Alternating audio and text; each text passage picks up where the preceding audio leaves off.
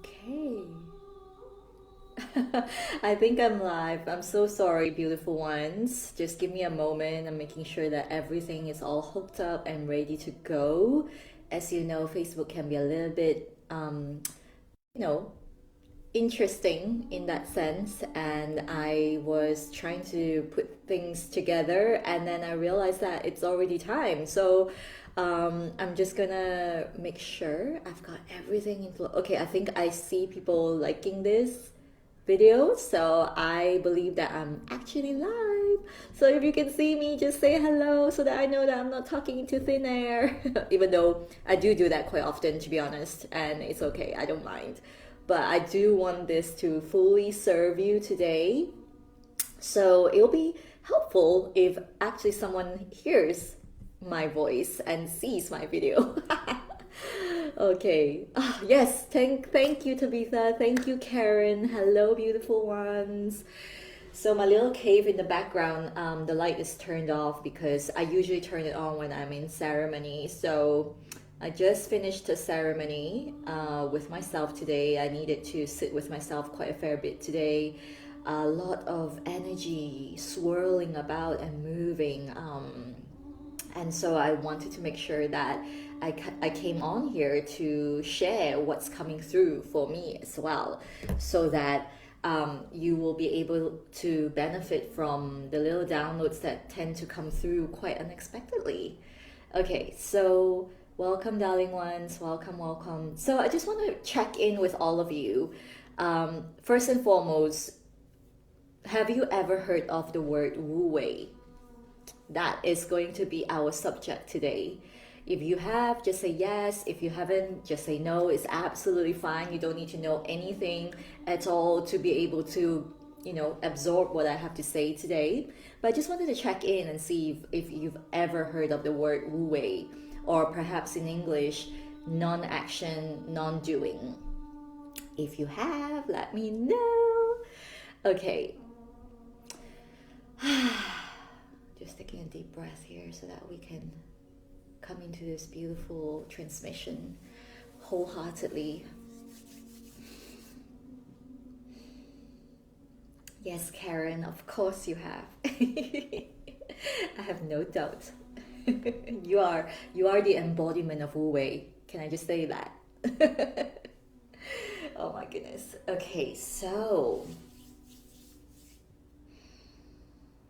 the reason why I wanted to come on here today, and if this is your first time with me on a replay or in this beautiful video live with me, welcome. My name is Li Ying. I am a divine energy alchemist, a ceremonial keeper of the ancient ways, and I am also a sacred transformation mentor.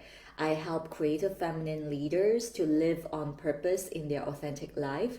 So in their authentic life, in their authentic power, I guess it is the same thing, so that they can fully align with freedom, abundance, and unstoppable vision. And it does come back, it circles back to exactly what I'm going to be talking about today.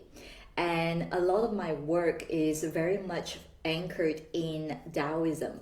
Although, I know that, there's something about the ism at the end that just makes me get a little bit like, a little bit constricted, because when it becomes an ism, right, it becomes like a philosophy, or almost like a dictation to follow, to me at least. So I like to say, yes, it is Taoist. The beauty of the alchemy work that is founded and have quite been forgotten because of all the political revolutions that have happened throughout the centuries. There were all these attempts to vanquish the texts of alchemical healing in the Taoist tradition, in China itself. And so, it's beautiful to see this revival and a lot more interest coming through in the recent times. And I think it is very natural to be that way, because I think lots of times, we've come from a very beautiful time when we lived in a cycle, and we understood that life cycles through in phases, as does nature. It cycles through seasons, and in those days, we're talking about thousands and thousands of years ago, it was something that was a matter of fact. It was like a byproduct to live in a cycle, to expect disintegration, to expect a moment of full blossom, and then to understand after the full blossom there will be a time of death and quietude and stillness, and then until the next phase where the seed begins to burst through with life. That's new life coming through again and over again. And those days, a lot of the people worshipped and lived in a time of great stories and myths of the great goddess. And it is a very feminine and yin energy that we're talking about, because we understand that when we reach the peak, which is yang energy, right? We're up there. We also know that we need to come back down to yin so that we are in touch with what we call the creative flow, right? We're in a flow state when we are in that way. However, obviously, throughout the times, as you would probably be able to tell where I'm going with this, we have come into a very rational state of mind. And, backed by logic, backed by rationalism, a lot of times humans strive to stay in the yang because there's some kind of perception that to be in the yang energy, to be in doing all the time, we have total control of our destiny. We have a total this idea that if we just keep doing and fighting, we will be able to control every single thing in our lives, right? So this is very attached to the ego state of mind. It is very attached to the big, personality of I can create, but also it's not in flow, right?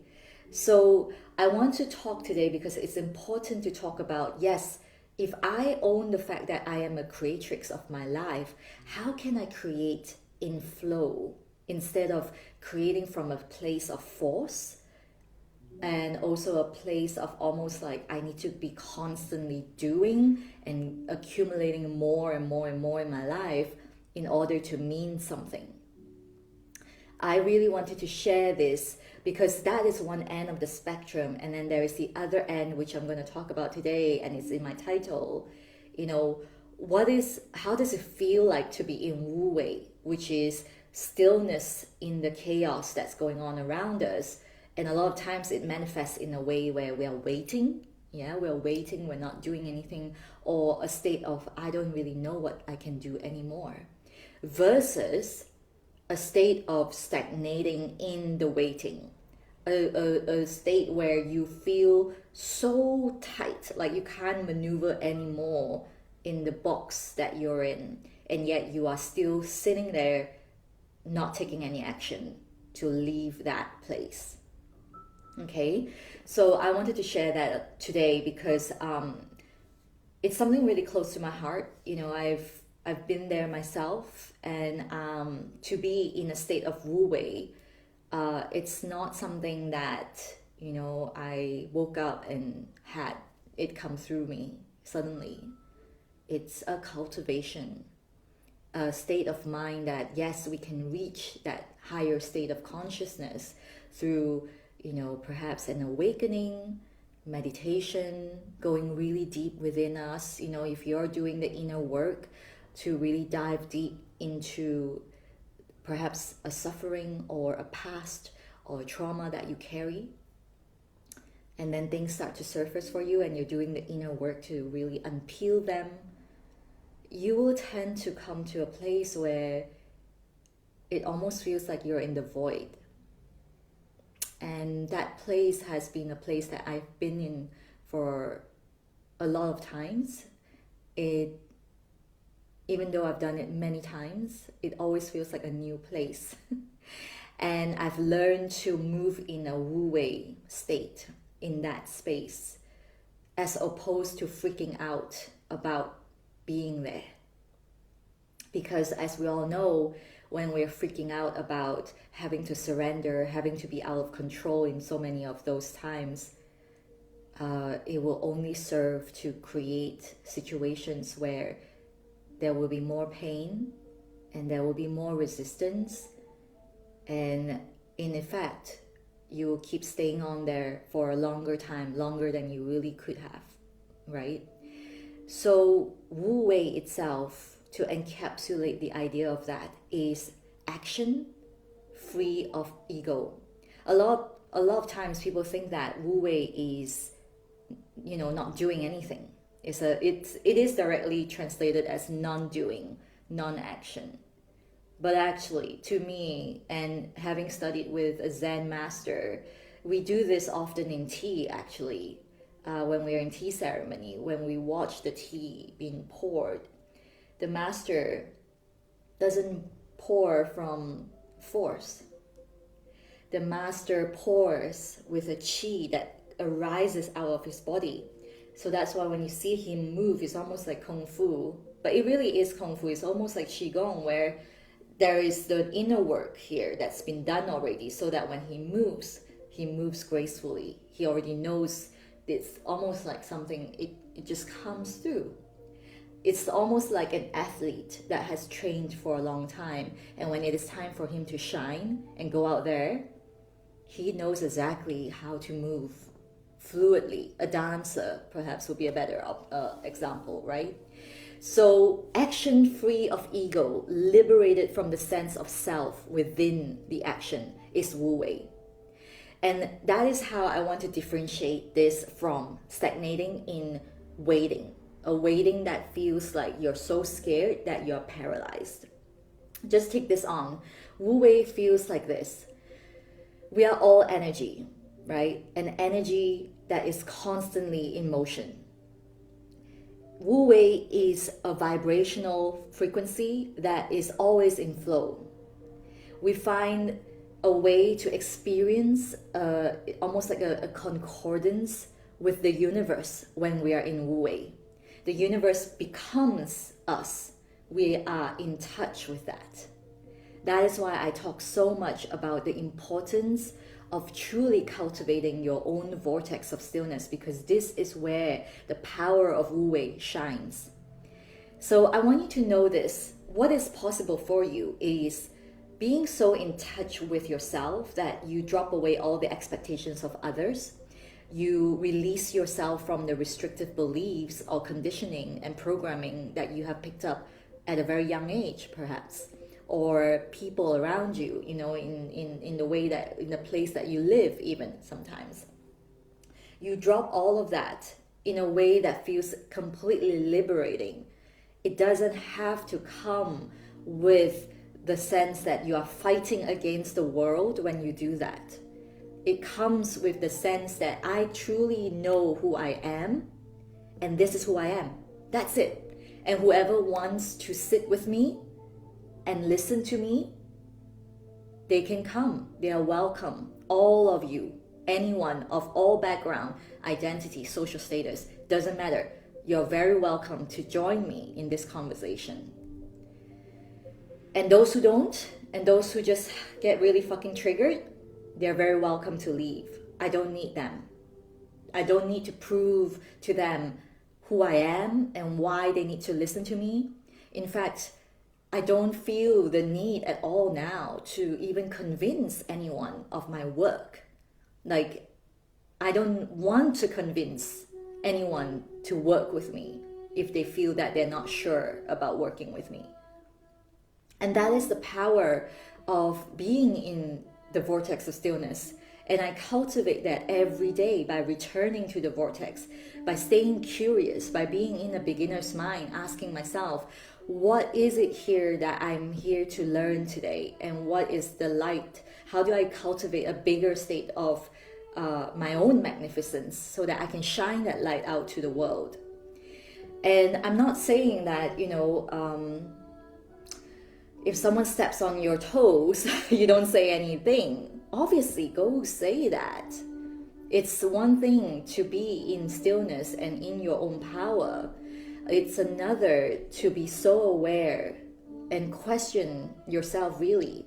Are you condemning the bad behaviors that are manifesting around you right now? Are you condoning things that you're not happy with, that you're putting up with it, and so more of that is coming to you?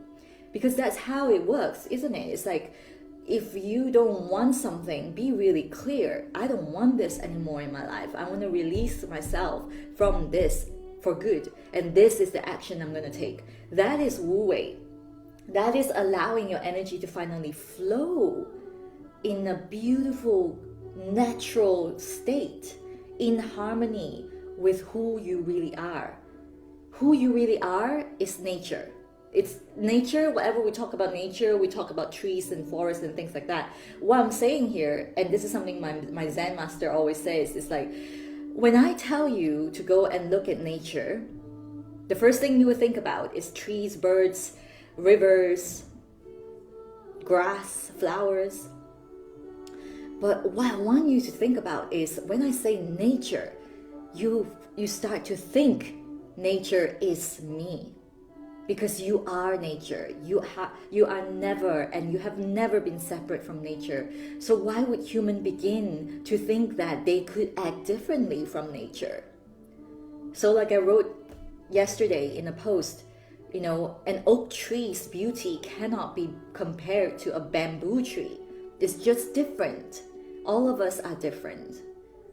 And so I want you to know this, because it's so easy for us. I know this. I've spoken to so many beautiful divine women who want to be out there sharing their sacred work, and yet they are so held back by this idea that they can't even differentiate if it's the ego telling them not to take the jump to do the work, or it's that whole woo-woo divine timing thing.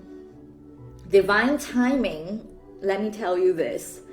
There is something called the law of polarity in the universe. If you have a so-called problem that you want to change, like a situation you want to change, the solution would always have already appeared in your experience, always. And yet most people don't take action to do it, because usually it feels mighty uncomfortable, because it's new. The mind doesn't know what it doesn't know.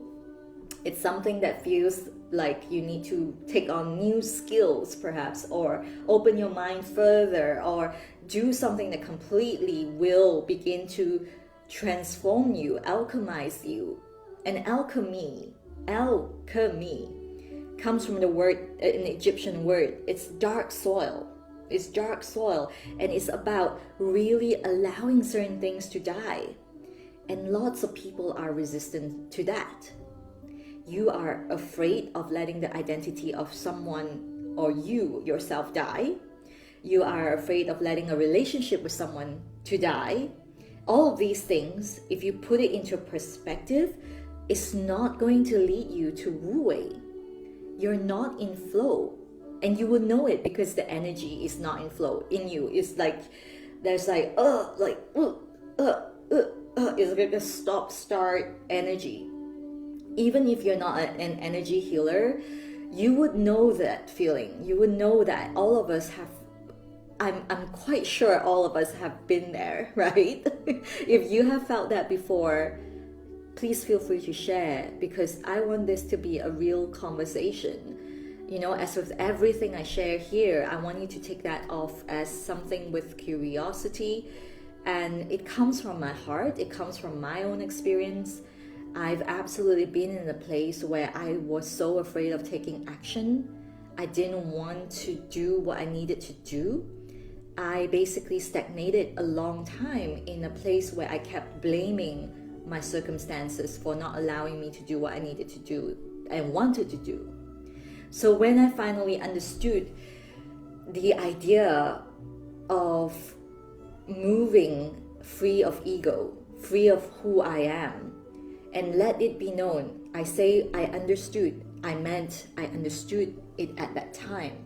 I know that it keeps expanding, because my consciousness is always expanding, as is yours.